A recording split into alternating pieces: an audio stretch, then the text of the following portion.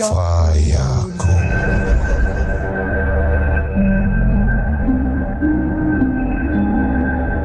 Itu kan berarti kalau yang tadi nabrak Pak Kiai itu kira-kira jin muslim atau jin kafir tuh? Wah, itu belum tanya waktu itu. Saya nggak tanya beneran itu. Saya lupa. Bener, saya itu cuma tinggal lihat hidungnya mancung kayak orang Arab. Ya sudah. Nggak lihat KTP jinnya. Saya nggak lihat KTP. Aduh. Karena memang saya nggak cuma bilang aja, udah, tugas sudah selesai, kamu udah ketemu sama saya, berarti gimana sekarang? Ya sudah, saya pergi aja, bilang gitu deh. Pergi aja, habis pergi tuh, pagi aja jalan, muter di sini ya. Alhamdulillah, aman dia kakinya. Saya itu cuma tinggal lihat hidungnya mancung kayak orang Arab, ya sudah.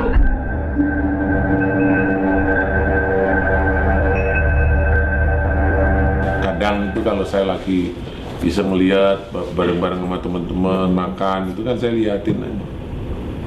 Ya walaupun berdoa, saya lihat mana yang berdoa, nah itu yang saya amati satu-satu. Ya kelihatan kalau di situ masih ada jinnya. Walaupun masakan itu masakan atau makanan itu makanan yang halal. Iya masih. Ya walaupun berdoa, saya lihat mana yang berdoa, nah itu yang saya amati satu-satu. Ya kelihatan kalau di situ masih ada jinnya.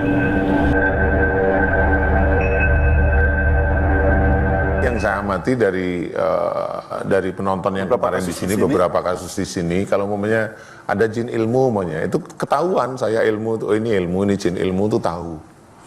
Tapi yang namanya dajjal itu ya kalau ibu saya ceritain atau pemirsa di rumah saya ceritain, dajjal itu gimana? Yang saya lihat itu di ilmu itu kan jin ya. Ya. Biasanya yang saya amati manusia itu ketempelan jin, kesurupan. Gitu ya? Ya. Nah, yang saya amati dari dajjal itu lucu. Jadi jin yang di dalam tubuh manusia, entah itu ilmu, itu ditempelin dajjal. Jadi udah manusia, ada jin ilmu, Tempelin dajjal.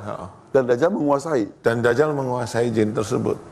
Bentuknya seperti apa kalau dajjal yang ada di sana? Yang dajjal yang saya diizinkan oleh Allah Ta'ala terlihat itu kayak mata aja satu gitu.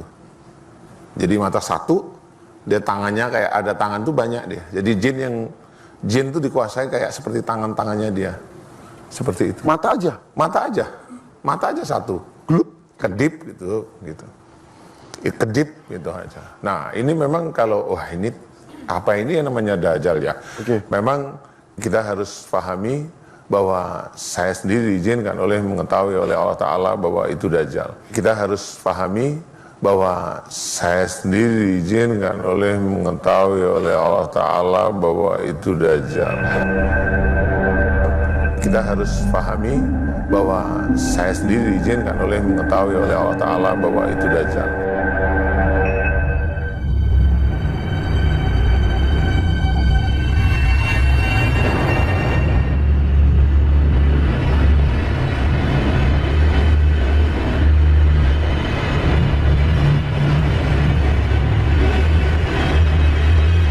Saya aja mau belajar agama. Pak Ustadz, iya. Dia jiwa sosialnya tinggi. Iya, ngerti.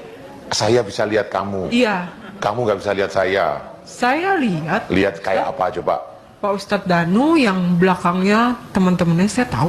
Temennya siapa coba? Tahu. Elah ngarang aja kamu Pak itu. Ustadz, ya namanya orang manusia yang bisa melihat jin itu, ya pasti itu udah ketahuan berarti apa? Memang digangguin jin kayak Apanya? Pak Ustadz. Pak Ustadz melihat saya. Enggak. Ini kan saya Enggak. tahu. Enggak. Berarti Pak Ustadz berarti gangguan jin. Enggak. Ya sudah, makanya udah santai aja. Ya udah. Ya.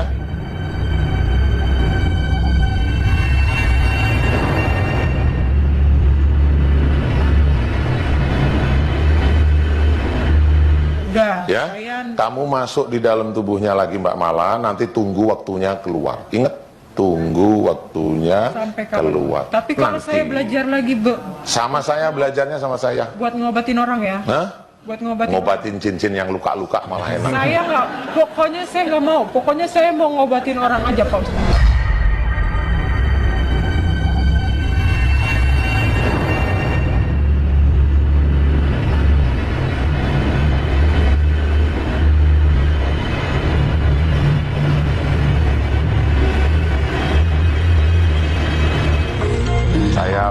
Kenapa saya Kayak penghalang dajjal. Kenapa?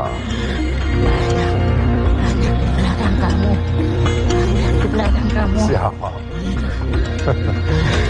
Kamu dajjal. Kamu gak akan takut sama jin kan? Iya.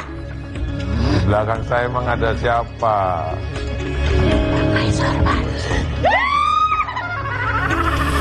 Saya lihat Lihat kayak apa coba? Pak Ustadz Danu yang belakangnya teman-temannya saya tahu.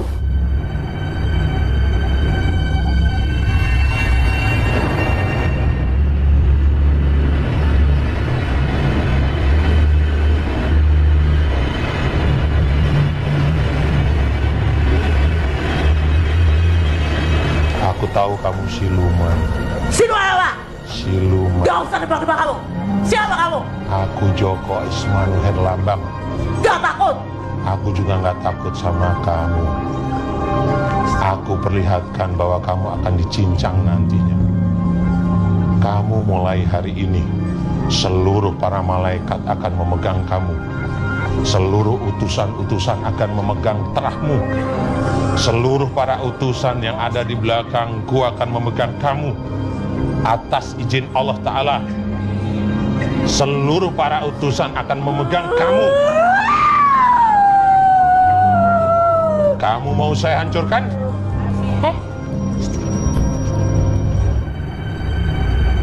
Kamu mulai hari ini, seluruh para malaikat akan memegang kamu.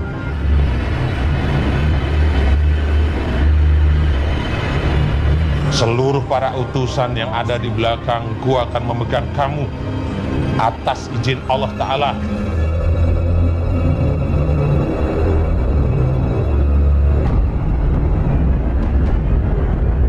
Kalau kiai yang benar, ustadz yang benar, tidak mungkin dia bisa melihat jin. Kadang ada orang yang ngeyel. Bohong kamu. Buktinya Nabi Sulaiman alaihi salam bisa melihat jin. Selalu dikiaskan kepada Nabiullah Sulaiman alaihi salam. Ini jelas kias wal farid. Tidak beres lah dikiaskan sama para nabi. Imam Al-Baihaqi telah meriwayatkan riwayatnya dari Ar-Rabi' dalam kitab Manaqibus Syafi'i. Beliau mengatakan, Sami'tu Asy-Syafi'i yaqul. Ar-Rabi' pernah mendengar bahwasanya Imam Asy-Syafi'i rahimahullah berkata, Man za'ama annahu ra'al jinna abtalna syahadatahu illa an yakuna nabiyyan. Barang siapa yang mengaku-ngaku bisa melihat jin, kami batalkan syahadahnya. Kami batalkan persaksiannya. Kecuali dia itu adalah seorang nabi. Jelas ya? Nabi Sulaiman nabi bukan? Nabi. Dibatalkan enggak? Tidak. Lah ente siapa? Itu kan. Yang ngomong bukan saya. Yang ngomong Imam Asy-Syafi'i. Yang membuat kaidah ini Imam Asy-Syafi'i. Quran surah 72 Al-Jinn ayat yang ke-6. Wa annahu kana rijalun minal insi ya'udzuuna birijalin minal jinni fazaduhum rahaqa. Ya, Masya Allah. Sungguh ada sementara kalangan manusia yang berkolaborasi minta bantuan kepada jin dalam mengentaskan persoalannya, namun ternyata jin itu tidak membawa solusi melainkan hanya kesengsaraan semata. Ingat betul ini ya. Kalau ada orang berinteraksi dengan jin, minta bantuan dalam kehidupannya, awas, kata Quran, perhatikan betul, kata Quran, jin itu tidak akan memberikan solusi, hanya mengundang masalah. Bahkan banyak, mohon maaf saya bahasakan di Indonesia ini, kiai dan ustadz itu dukun. Gelarnya kiai dan ustadz, tapi sayangnya mereka menunggangi, itu dasarnya bukan. Mereka masih interaksi sama jin, mereka masih menggunakan hal-hal yang diharamkan dalam agama. Nanti akan ada bahasan kita insya Allah ke depannya. Lalu ada seorang kiai atau ustadz menuntun atau mengobatin orang yang kena santet dengan cara syar'i. Cuma satu caranya, ruqyah syar'iyah namanya. Ruqyah ini membacakan bacaan syar'iyah dengan syariat, sesuai dengan syariat, maksudnya ikuti ayat-ayat Al-Quran. Karena kalau orang baca sembarangan juga namanya ruqyah, tapi tidak syar'i, makanya dikatakan ruqyah syar'iyah. Ruqyah bacaan yang ikuti dengan sesuai dengan syariat Al-Quran dan Sunnah. Kalau tuntunannya ruqyah, dibacain ayat ruqyah, membaca Al-Fatihah, membaca ayat kursi, baca Al-Ikhlas, Al-Falaq, An-Nas, beberapa surah tentang Nabi Musa dengan Fir'aun, lalu ditiupkan ke badan orang yang sedang kena sihir, maka itu syar'i, tidak ada masalah. Kan gitu. Menggunakan tuntunan Nabi SAW, daun bidara, yang dihancurin, ya. Daun bidara ini kalau Indonesia bilang apel India, pohon apel India, diambil daunnya itu dulu lembar, kemudian dihancurin. Ya, kalau kita sekarang bisa di blender, dicemplungin di air, dirukyah, airnya boleh diminum, boleh dipakai mandi, gitu kan? Ini juga bisa menggunakan minyak zaitun, minyak habas sauda yang dirukyah, itu juga bisa. Ya, kalau caranya sesuai dengan syar'i, dia membacakan ayat-ayat saja sesuai tuntunan Nabi SAW, maka tidak ada masalah. Tapi kalau dia pakai sihir juga, banyak orang begitu, kiai atau ustaz tapi pakai mantra-mantra juga, dia juga pakai jin dengan alasan dia menggunakan jin muslim. Nggak boleh Bapak Ibu sekalian, tidak boleh berteman, menikah, ngobrol sama jin, haram. Apapun alasannya, ini untuk khadam saya lah dan seterusnya, tidak perlu, kita nggak butuh khadam. Khadam itu ada dari manusia. Orang yang mau kerja kita panggil, itu boleh kita bayar gaji. Jin nggak boleh, karena jin yang sudah kerjasama sama manusia itu golongan fasik dan kafir. Pasti mereka punya konsekuensi, mereka punya permintaan-permintaan kesyirikan. Dan ini berbahaya sekarang.